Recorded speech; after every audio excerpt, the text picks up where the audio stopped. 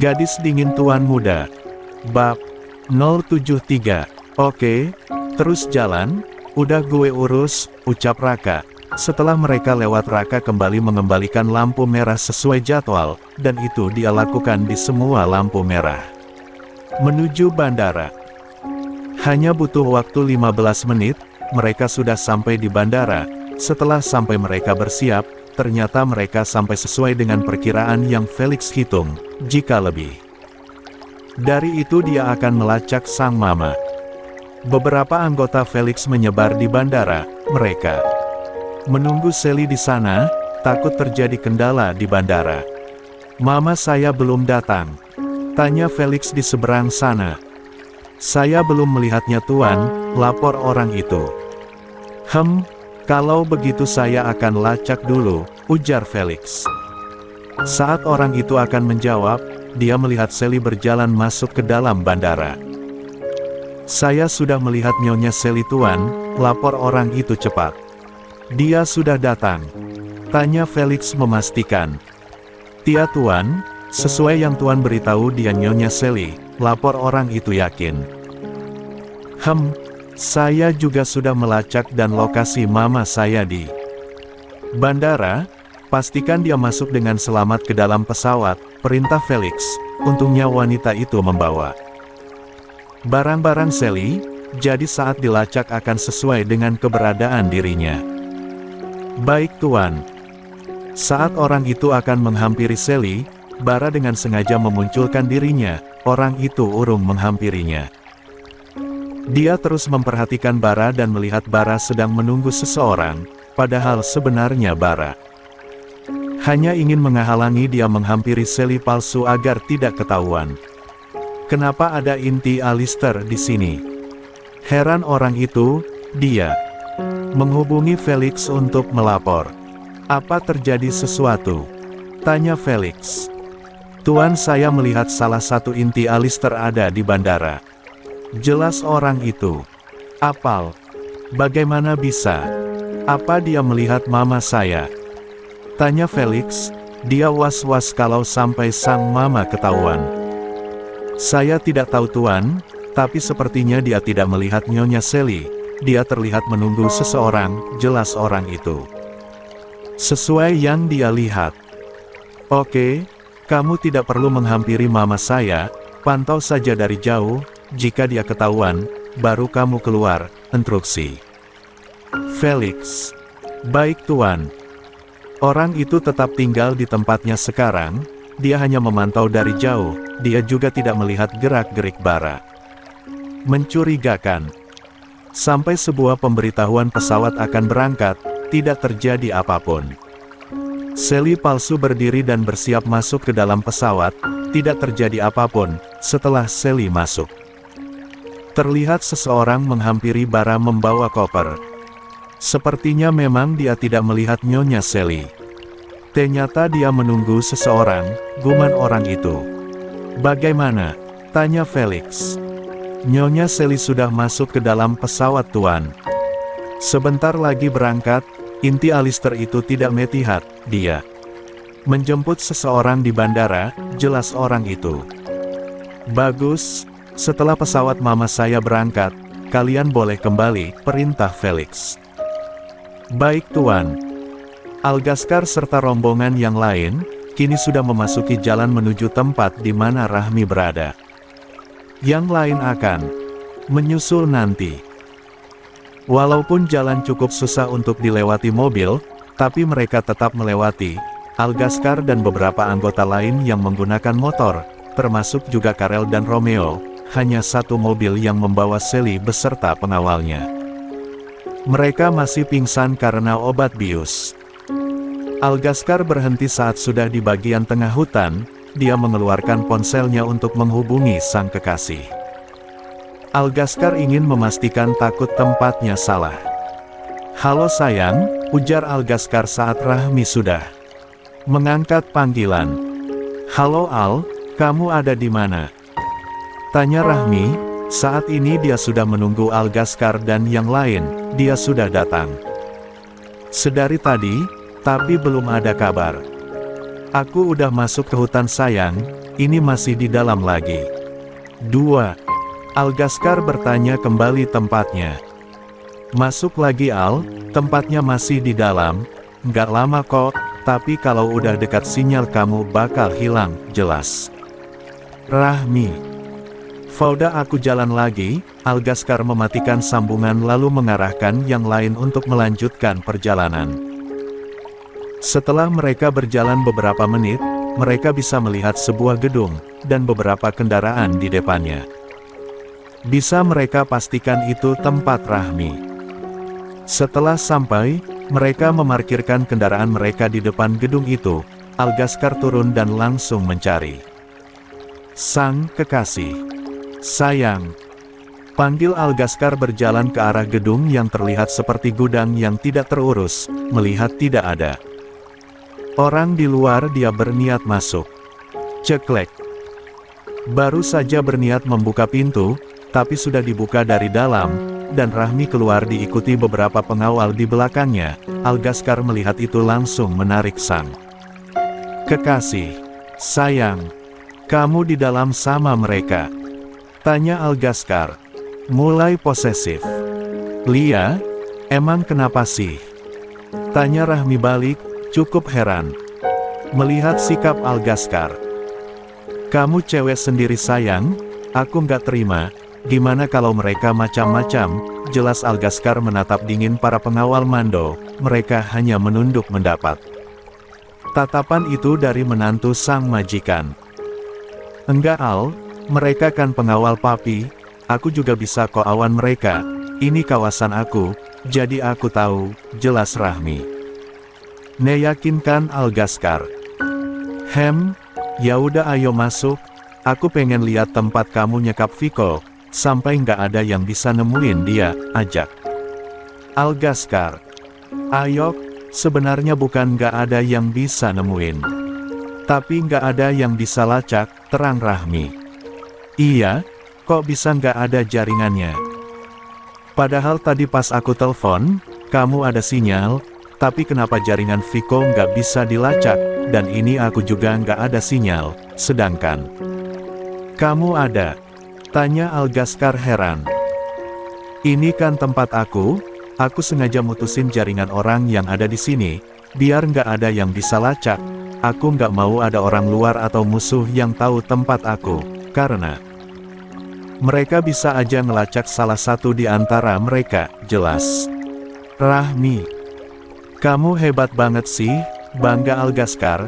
Ternyata sang kekasih jauh lebih hebat dari yang dia bayangkan. Dia memberikan ciuman kepada sang kekasih sebagai hadiah. Al, dilihatin yang lain tuh, kesal Rahmi melepaskan diri. Nggak apa-apa biar mereka iri, santai Algaskar, tidak peduli kekesalan teman-temannya. CK. Bucin juga nggak tahu tempat, cibir Romeo Juliet, dia cukup kesal setiap mereka bertemu pasti ngebucin. Jadi mana Sally? Tanya Rahmi tidak peduli dengan sindiran Romeo. Mereka di luar, jawab Algaskar. Dia berbalik dan melihat anggotanya, bahwa mereka masuk. Perintah Algaskar, yang lain langsung bergerak. Ayo kita masuk, ajak Rahmi. Dia akan membawa mereka ke ruangan di mana Viko tinggal dulu. Rahmi memegang sebuah tembok yang langsung terbuka seperti pintu. Mereka semua melihat cara Rahmi membuka pintu. Setelah pintu terbuka, sebuah ruangan seperti kamar yang tidak ada ventilasi udara, hanya tembok yang mengelilingi. Jadi Viko pernah tinggal di tempat seperti ini, ujar Romeo melihat-lihat tempat. Lia, sayang banget Raka belum datang, dia pasti suka lihat tempat kayak gini, cetus Karel melihat sekeliling. Tempat ini sangat cocok untuk orang-orang seperti Rahmi dan Raka. Lia, gue tadi udah ngajak dia buat nyusul, tapi belum beres. Dia juga bakal nungguin Bara katanya, jelas Romeo. Memang tadi setelah Romeo memperbaiki jalan, dia langsung menyusul Algaskar dan Karel. Dia juga sempat memanggil Raka, tapi masih ada yang harus Raka urus. Beberapa anggota Alistair dan pengawal Rahmi masuk membawa Sally beserta para pengawalnya. Sally mereka letakkan di atas ranjang, sedangkan pengawalnya hanya diletakkan di atas lantai sambil diikat. Mereka mau disimpan di satu tempat? Tanya Rahmi pada sang kekasih. Apa ada tempat lain? Tanya Algaskar balik. Nggak ada sih, tapi bagian belakang bisa kita simpan mereka. Yang penting diikat, jelas Rahmi. Kalaupun mereka lepas mereka akan sulit menemukan jalan keluar, dan mereka juga tidak akan bisa menemukan Sally. Lagian yang mereka perlukan sebenarnya hanya Sally, tapi mereka bisa buka suara. Jika dilepaskan, ya udah kita bawa mereka ke belakang saja, Algaskar kembali memerintahkan anggotanya untuk memindahkan mereka. Bagaimana?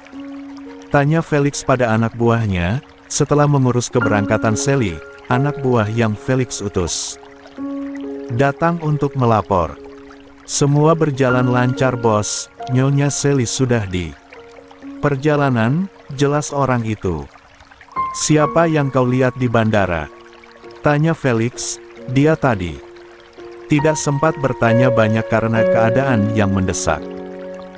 Salah satu inti Alistair tiba-tiba ada di sana, kalau tidak salah dia wakil Alistair. Saat saya akan menghampiri Nyonya Sally dia tiba-tiba muncul, jadi saya urung dan menghubungi Anda bos, ungkapnya. Apa yang dia lakukan? Setelah Nyonya masuk pesawat, seseorang menghampirinya membawa koper. Saya pikir dia datang untuk menjemput seseorang, dia juga tidak bereaksi apa-apa. Walaupun sempat melihat Nyonya Sally, jelasnya lagi. Kamu yakin dia tidak mengenali mama saya? Tanya. Felix memastikan, jangan sampai rencananya gagal lagi. Tidak bos. Karena Nyonya Sally menggunakan kacamata dan masker, jawab orang itu. Tapi kamu juga harus tetap hati-hati, saya tidak mau kali ini harus gagal lagi, tegas Felix. Siap bos, saya permisi dulu, pamit orang itu. Jangan sampai ada yang mengikuti kamu ke sini, ujar Felix. Orang itu berbalik menatap Felix. Saya sudah memastikan, seharusnya tidak bos, yakin. Orang itu, jelas saja tidak ada yang mengikutinya karena Rahmi dan yang lain sudah tahu di mana Felix, tapi mereka mau. Semuanya berjalan sesuai rencana Felix, dan nanti dia sendiri yang akan hancur. Kau boleh pergi, usir Felix. Orang itu langsung pergi. Tunggu pembalasan saya, kalian akan hancur, desis Felix dengan senyum miring. Dia berbalik menatap foto seorang perempuan cantik yang terpajang di dinding. Kamu akan menjadi target utama saya, dan sampai jumpa semuanya. Hahaha, Felix kemudian tertawa jahat. Setelah beberapa menit menunggu, Raka dan Bara sampai juga di gudang tempat Sally disekap. Mereka bisa melihat motor teman-temannya terparkir di depan gedung. Mereka hanya datang berdua, karena yang lain mereka suruh pulang. Mereka masuk dan mencari yang lain, Romeo, Karel. Teriak mereka mencari yang lain. Al, Bu Ketuh, panggilnya lagi. Mereka berjalan semakin dalam, tiba-tiba orang-orang yang mereka cari, muncul dari belakang. Lah kalian dari mana? Tanya Raka melihat mereka baru muncul dari belakang. Bawa para pengawal Sally, jawab Romeo. Gimana sama si Sally? Tanya Raka. Mereka sudah di dalam, aman, jawab Karel. Ruangan mana? Penasaran Raka. Di dalam sini, tunjuk Romeo ke arah tembok tempat dia masuk tadi. Pintunya mana? Tanya Raka celingukan mencari pintu. Ruangan yang ditunjuk Romeo. Ini pintunya, tunjuk Romeo ke arah yang dia tunjuk tadi. Ini temboknya. Ini pintu, lo nggak tahu, cuma Bu Ketuh yang bisa buka. Jelas Romeo sombong, padahal bukan dia. Emang benar? Tanya Raka memastikan lagi. Lia, jawab Karel, karena dia tahu di antara mereka tidak ada kata saling percaya. Wih gila Bu Ketu, bisa juga ternyata buat tempat kayak gini, kagum Raka, dia tahu karena dia juga pernah buat seperti ini, tapi tidak menyangka Rahmi bahkan bisa membuatnya juga. Tadi gimana Bar, nggak ketahuan kan? Tanya Romeo. Penasaran? Nggak, jawab Bara singkat. Mereka nggak lihat loh. Mereka lihat, karena saat mau menghampiri perempuan itu, gue muncul, jadi mereka urung masuk, jelas Bara, sebenarnya mereka tidak ada rencana untuk menuju ke diri Bara, tapi karena orang-orang Felix ingin menghampiri Seliko, dia terpaksa muncul, dan meminta bantuan salah satu dari mereka untuk datang membawa koper, sebagai orang yang dia jemput di bandara. Tapi mereka nggak curiga. Tanya Raka. Dia tadi ingin menyusul Bara, tapi baru selesai Bara sudah datang. Tidak, gue minta salah satu dari mereka buat jadi orang yang gue jemput, timpal Bara. Wow keren juga ide lo, Romeo mengacungkan jempol. Untuk Bara diikuti Raka. Rencana selanjutnya apa? Tanya Karel, pasti setelah Sally pergi, Felix dengan leluasa melakukan rencananya. Awasi pergerakan Felix Rak, ujar Algaskar, Raka mengangguk tanda mengerti. Oke, tapi kita bentar lagi ujian, kita pasti nggak fokus. Jawab Raka. Awasin dulu aja, kalau kita udah tahu rencana mereka, kita bisa serahin sama Papi, usul Rahmi. Yang lain mengangguk setuju, lalu menatap Algaskar ingin tahu tanggapan pemimpin Alistair itu. Oke, jawab Algaskar. Jadi siapa yang akan berjaga di sini? Nggak perlu dijaga, di sini nggak dilalui orang, ujar Rahmi. Kalau tiba-tiba ada orang gimana? Tanya Raka. Ada CCTV, ada alarm juga, kelihatannya aja gudang nggak terpakai, tapi penjagaannya ketat, apalagi ada tawanan, jelas Rahmi. Yang lain mengangguk, jadi tidak perlu harus menjaga mereka. Keren juga, timpal Romeo takjub. Ilya, kayaknya kita harus buat kayak gini di markas. Walaupun nggak ada yang berani masuk juga, tapi keren. Tambah Raka. Lo maunya keren doang, julid Romeo. Lo. Baru saja Raka ingin membalas, tapi berhenti.